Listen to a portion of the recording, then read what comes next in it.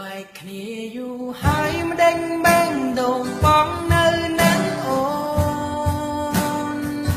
ពេលដែលមានឈ្មោះទើបបងដឹងខ្លួនថាឯកាពេលនេះយល់ច្បាស់ថាមិនអាចរួចខ្វះជីវ៉ា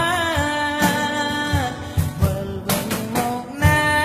បងសន្យាមើលថាថ្លៃថ្ងៃបងចាចៅអូ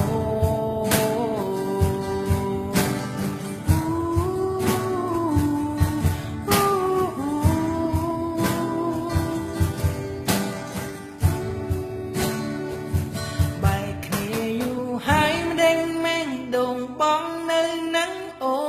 ន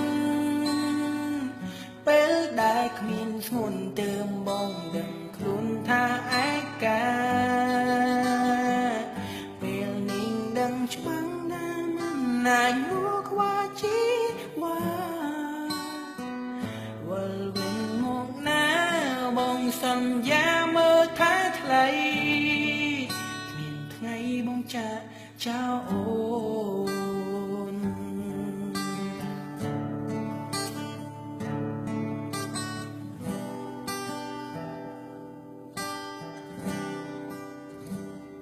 គ្មានថ្ងៃបងចា